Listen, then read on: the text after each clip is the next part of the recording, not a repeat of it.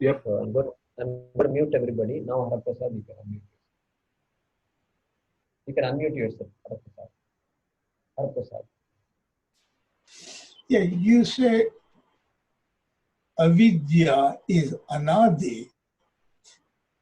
What does it mean? I mean, why is it anadi? Okay, why is it another? So, what do you want it to be then? Well, I thought it is the vidya is anadi. I mean, you're always, when you start, the vidya is not commingled with anything. It is pure. And avidya comes and impures it. Yeah. So here's the thing. Here's the dilemma. Yes, knowledge always is. That is the first observation you made, which we accept. Knowledge always is. Knowledge cannot be created. Right. I mean, you're making a very bold statement, which only Sanatana Dharma can say that. Because the entire Western world believes we are creating knowledge constantly. So the way we explain the creation of knowledge is what?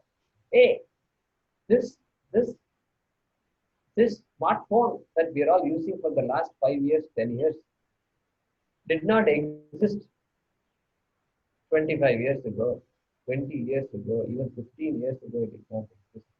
Didn't I create a smartphone? There is no knowledge of smartphone at that time. Yes, smartphone did not exist. Agreed. Smartphone got created. Agreed. But the potential to create the smartphone always there. Is always there. Potential means what? Whatever knowledge is needed to manufacture a smartphone. If all those things come together, then the smartphone is born. That law has already been there always. That law has not changed at all, even today. That same laws are now being put to use, employed by this human mind, which was ignorant of those laws 25 years ago. That is all. That ignorance was there. That ignorance of the smartphone glass and the smartphone technology and the Wi-Fi and all this stuff has been removed. Okay, Prasad. Therefore, what we are saying is that jnanam was always there. But in my mind, I was not, my mind did not, that knowledge did not manifest in my mind, in the human mind. Right. Now it is manifest. This is our view. Therefore, no scholar, no Pandita in India will say knowledge is created. Somebody will say, we don't accept that. Saraswati is always there. If you say knowledge is created, then you are saying I am creating Saraswati. Look at that. Hey, you are not creating Saraswati, you can't create Saraswati. Saraswati is always there. We can only pray to Saraswati and say, may I please give me all these laws of creating the smartphone. May show me everything. Tell me everything. Let it all come to me so I can create the next generation smartphone. That is all I can do. And Saraswati can bless. This is all possible. Correct? Correct. Therefore, Vidya is there. Okay. Now, if Atma Vidya is also there in my mind, Atma Vidya means self-knowledge is there, then I would not have been born. Because the birth also is due to karma. The karma is connected with this jiva, which has caused this birth. And Atma Vidya is what destroys Atma Avidya, which removes all karma, and therefore there is no more birth for that person. Okay, the birth is not possible. The fact that I am here today shows that Avidya was there. Vidya was there. Vidya is there. Okay, we are not denying that. But just like the Avidya of the smartphone covered the Vidya of the smartphone, covered as it were, like the clouds are covering the sun. Clouds cover the sun, it's pretty dark outside, but the sun did not disappear. But it's dark outside, it's cloudy outside. So avidya is there, and I am under the spell of avidya, and that spell has to be removed. So avidya is anirvachya? No. So avidya is always there. Your question is, what is avidya anadi or not? So avidya has to be anadi, because if it was not anadi, then there is no question of karma and rebirth to begin with. Okay. So avidya has to be there always, and vidya will remove the avidya. Okay, that much we are saying. Okay. Yeah. That should answer your question, first question. That is, how is avidya, anadi, etc. you asked. And so avidya has to be anadi, and avidya has an end, and vidya is manifest at that time in this human mind, and then vidya negates all karma, and therefore it negates future birth. We will come to all this later. Okay, so that is your first question. So anirvachyam is what? Nirvachyam means mithya. Nirvachyam means mithya. It is neither real nor non-existent. Neither real nor unreal. You cannot categorically say it exists absolutely. You can't say that. Because if you say avidya exists absolutely, that means what? It has existence like Atma absolutely exists. Then Atma and avidya will become parallel realities. Two realities are there. Like two mafia dons. Both exist. And this guy doesn't like him and he doesn't like him. And so there is constant conflict. Or there can be two people that exist where there is no conflict also. Each goes about their own life. One doesn't affect the other doesn't affect this one. So this is what we say, anirvachyam, which is, it is neither non-existent. Why is it not non-existent?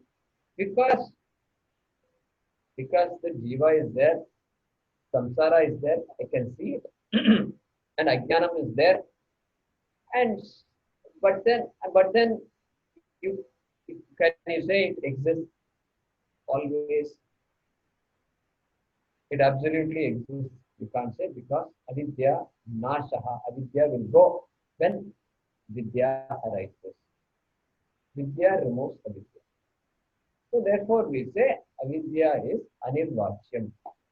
Cannot be categorically stated as existent. Okay. So anirvachyam, another word is mithya. Mithya is anirvachyam. We actually have studied the concept of mithya. And so this avidya is no different from the existence of avidya is no different from the existence of a pot. Avidya is as real as the pot is. That is what we are saying. No difference at all between the pot's existence and avidya's existence. Because both are dependent realities. Dependent reality. So we will appreciate it more as we study. I understand it can be a little harder to grasp at this point. Yeah, Hem, go ahead. This is slightly an unrelated question, but so if everything is one reality, then isn't it possible that if I study just the external world and go deeper and deeper and deeper, shouldn't that lead back to the same truth that all of this is one existence? Yes, That is the answer to your question. Yes, absolutely yes. Absolutely yes. So, which is what physics is trying to do, I think, right? Actually, I would say that it has already done, but then people don't appreciate it. In a way, it has already done. So And that's exactly what Einstein did. Not Einstein, I would say, but Schrodinger. Schrodinger did that. All right. Yeah. if Schrodinger made a statement that I am no different than the world, Hmm. then Schrodinger is talking about this Mahavakya, Vedanta Mahavakya. Yeah. So, in science, remember this thing. One thing we have to remember. The inquiry that physicists are doing, like Schrodinger and Einstein and other today's scientists today also, they are also looking into the reality of the world, no doubt. The fundamental. What is this fundamental thing that sustains everything? Correct question, no doubt. But our approach is different. Yeah. What is the motivation is different, correct? What is the motivation of the physicist? He is not asking, hey, this sorrow, what is this? How can, Correct. why am I subject to this kind of life? Is this real? Is this unending? This kind of question we ask. Physicist is not concerned about that. So I feel that the reason that appreciation is not there is because they have not made it explicit. That this inquiry includes me, the human being, the observer, this living being. They have not said that. I have not heard that.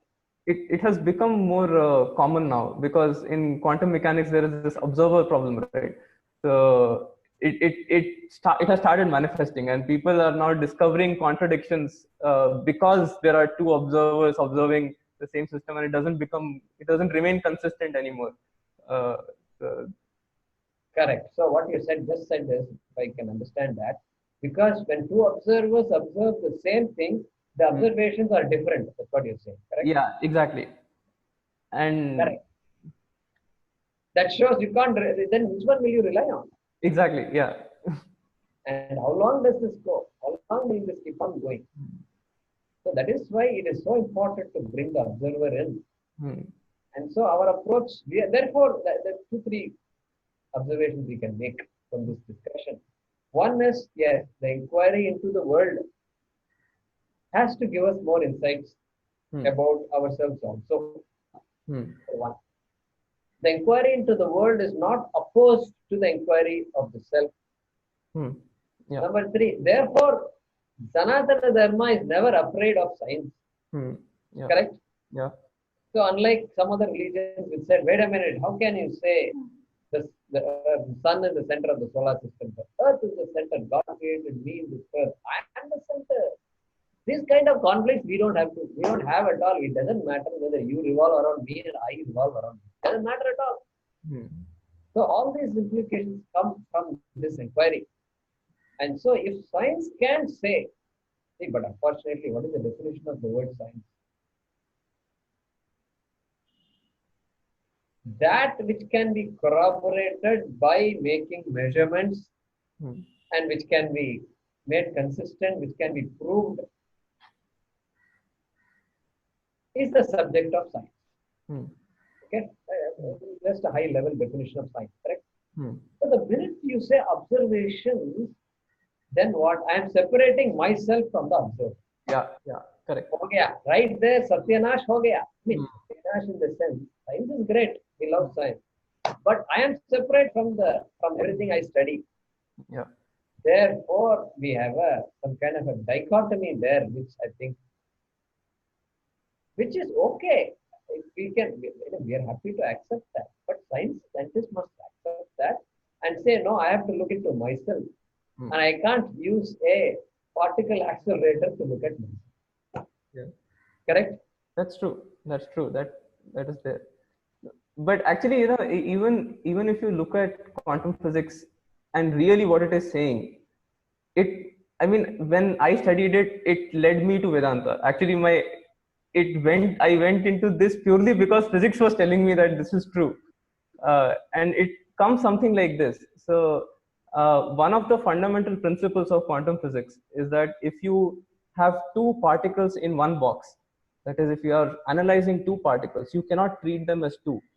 They are just one part. They are just one system.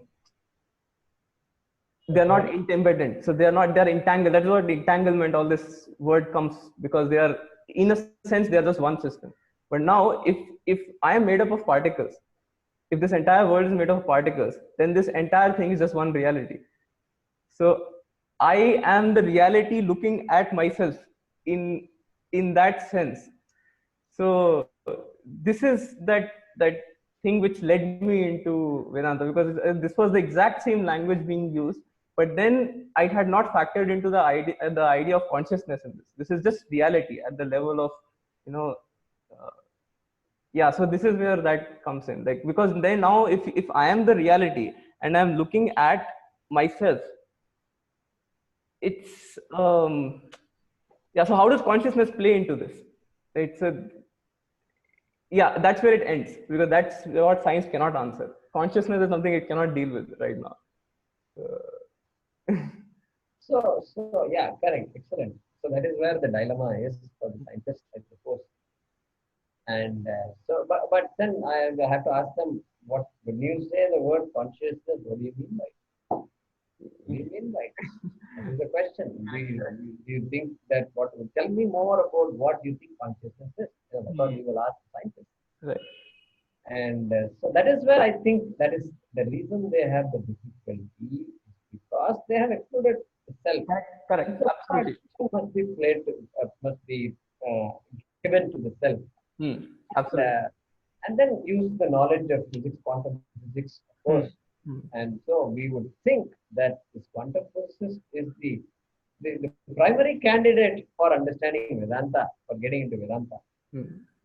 But I'm not sure whether that is true or not. And so interestingly, the forefathers of quantum physics, that is Schrodinger, he used to study the Bhagavad Gita, and he wrote in his books. There's this book called What is Life, and in that he says that, you know, this is exact same conclusion which I just said, is what he says in his book, that this is exactly what, you know, the Hindus say all the time, you know, that all of this is one reality. This is what, so he says that this is what is true, and I can see it, I can appreciate it, because I you know, studied physics from this point of view. Fantastic, yeah, fantastic. And I want to read that book. I've heard of it, but What is Life, right? What is Life? Yeah. Yeah, I want to read it. I mean, I don't know how big it is. Not like I want to study quantum mechanics right now, but at least get his views. If you have an article that summarizes his views, I'd be happy to Yeah. read that. So there's also a portal now. I think it's there's a YouTube channel called Science and Non-Duality. So they have a lot of these discussions between current, what is going on in science, and people from the Vedanta point of view. So they have like a very good discussion sessions which go on. I see. So if you can send a few 2 or 3 links which kind of summarize what this worldview, the thoughts are that connect the quantum physics with Vedanta, etc. That and what Schrodinger said, etc. I'd be happy to read that. Yeah, sure. Yeah. Thanks. Very good discussion. So I'm thinking of writing an article. It's half written actually, and why something like this? Why Vedas are not scientific? You know, everybody says, "Oh, Vedas are scientific." Yeah, apna Vedas hai. How can Vedas be not scientific? You know? It's like to say Vedas are not scientific is like a slap on the face of the Hindu. And I want to write this kind of provocative article. It says Vedas are not scientific because Vedas and science, the subject matter is different. I mean, if you exclude the observer from the study of science, okay, then Vedas and science are different. So when you talk about two different subjects, then how can you say Vedas are scientific? It is like saying,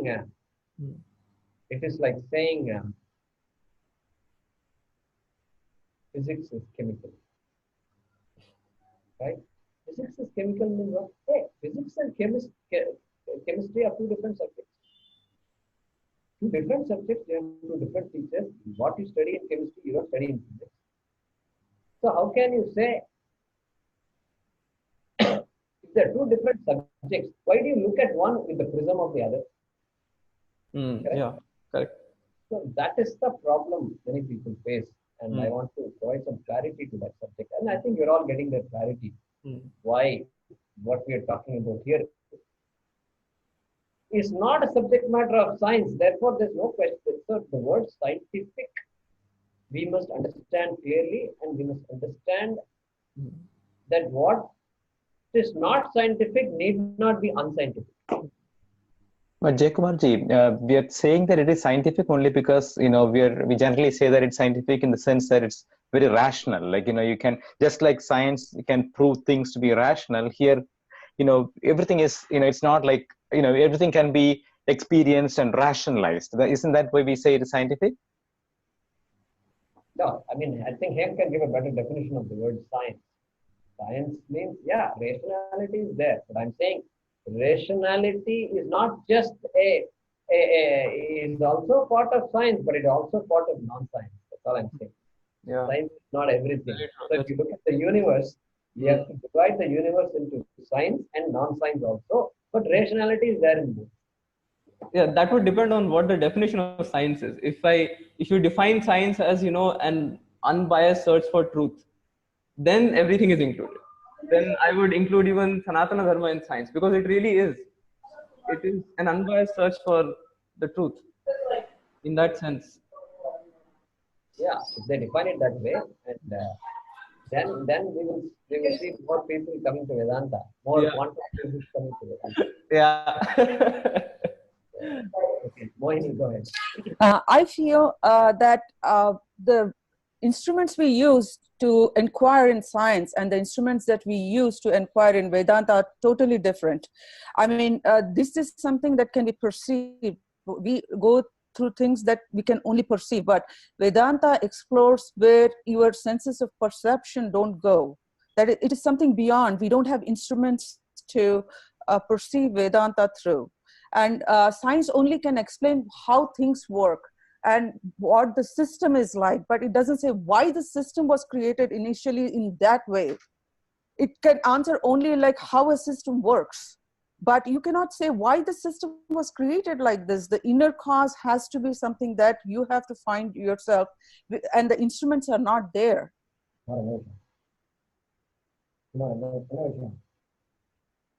Class Kumar, class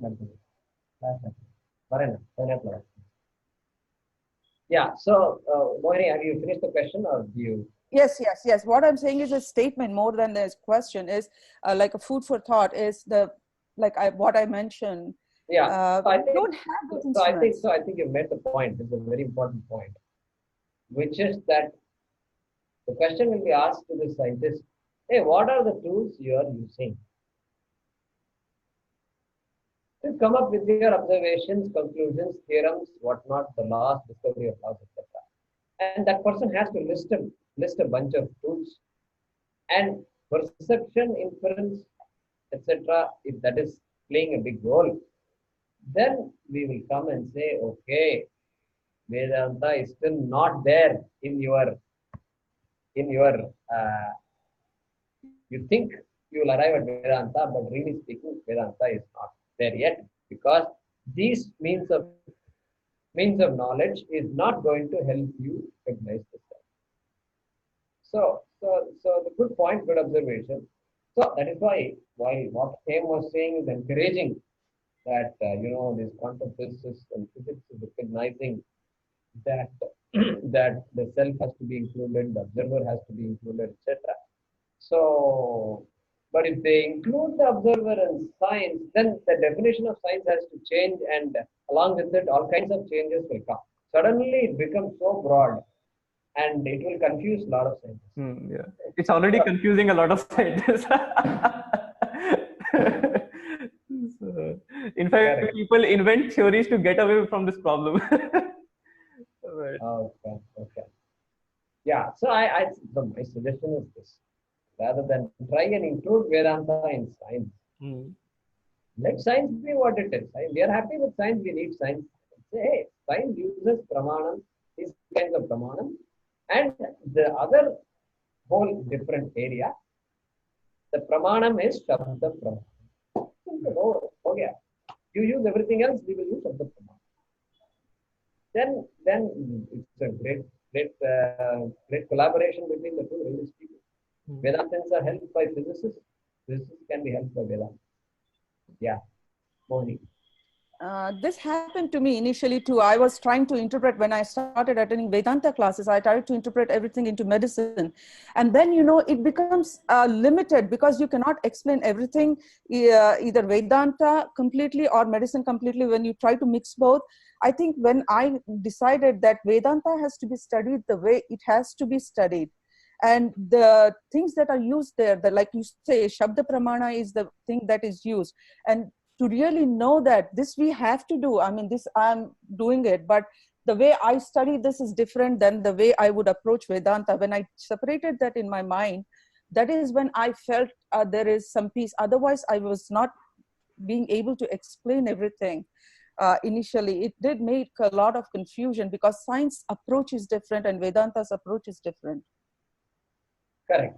So, to summarize all this discussion, when I am studying medicine, when I'm studying chemistry, when I'm studying physics, when I'm studying electronics, magnetism, all these things, I am different from what I am studying. Very important. Yeah. What I'm studying is not myself. Even if I'm studying psychology, remember this. Psychology is my mind, of course, but if the mind operates, how does the mind operate? What are the cause-effect relationships that govern my emotions, my feelings, my thoughts, my symptoms, etc.? That is psychology. I'll come. Manu sleep yet. Okay, remember, let Manu sleep also. And Sajid, go and mute yourself. And that has nothing to do with Atma. So therefore, what I study is different from what I am. That is where Mohini, the conflict is, which is,